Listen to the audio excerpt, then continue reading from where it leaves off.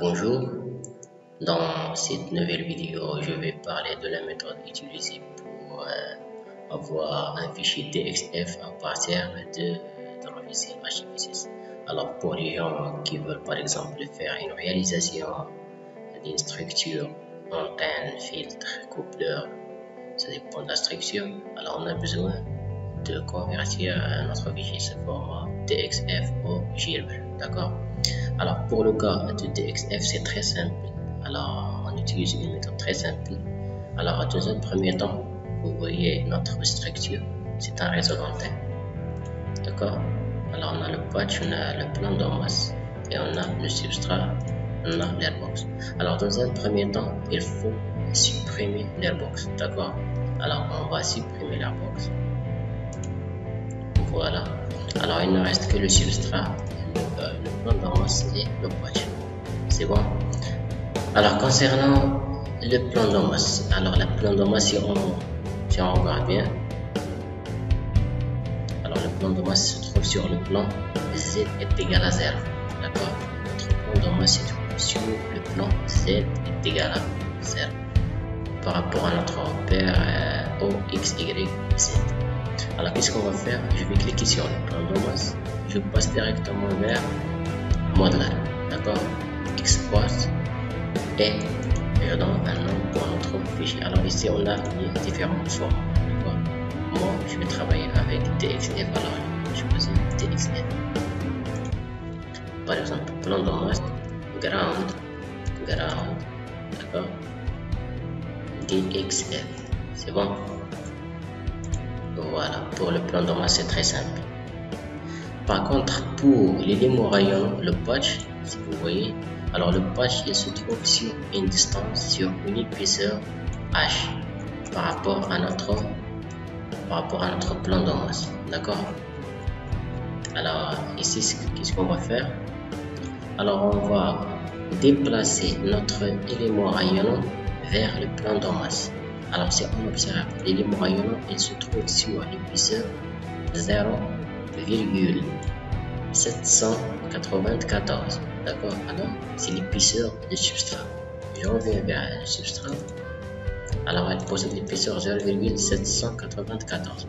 Alors nous, pour les imprimantes qui font la réalisation, on travaille avec deux dimensions. Ce n'est pas 3 dimensions. Pour cela, pour notre structure, on a besoin de déplacer toutes les structures sur le même plan. Donc, pour l'élément rayonnant, qu'est-ce qu'on va faire? Je prends mon élément rayonnant, d'accord? Et je vais le déplacer sur le plan Z est égal à 0. Pour cela, qu'est-ce que je vais faire? Je clique sur patch élément rayonnant, je passe vers move, d'accord, pour le déplacer. Voilà. Alors, je choisis un point.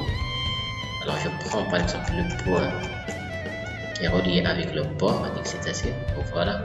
Alors, si vous voyez, alors on a ici l'épaisseur. Je suis sur l'épaisseur de substrat et les dimensions de notre port ligne. Donc, qu'est-ce que je fais? Je clique sur OK, entrée, d'accord. Maintenant, j'ai TX, TY, TZ. Moi, je vais déplacer ma structure avec TZ est égal à moins l'épaisseur, d'accord, c'est-à-dire moins 0,700, d'accord, 94. C'est bon. Alors si vous voyez bien, ma structure a été bien déplacée vers le plan Z est égal à 0. Voilà. C'est bon.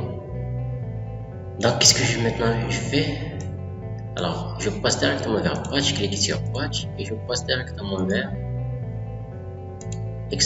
l'exportation de ma structure. Alors patch, alors format TXF, patch TXF, c'est bon. Alors patch TXF, enregistrer le format, c'est bon. Alors c'est la méthode utilisée pour convertir le format HFSS vers le format TXF. Maintenant qu'est-ce que je fais pour vérifier? Alors je vais créer un nouveau projet, d'accord? Alors new, voilà, Alors, on a un autre projet. Voilà, notre projet civil. Alors, je vais importer ma structure et je vais voir est-ce qu'on a la superposition avec les mêmes dimensions. Alors, je passe vers modèle, impose, je prends le plan de masse et là, voilà. Ouvrir. Alors, cliquez sur OK. Voilà la structure du plan de masse. Maintenant, on ne peut pas savoir est-ce que vraiment on a la même ou les mêmes dimensions ou non. Je vais importer notre structure de page. Alors, je passe vers modèle, impose et page. C'est bon? OK. Et voilà. Alors, j'observe que les deux structures sont superposées sur le même plan et se trouvent sur la même distance par rapport à notre structure. D'accord? Alors, c'est la méthode utilisée pour HFSS et pour CST. Je vais mettre une autre vidéo pour CST. Bon courage.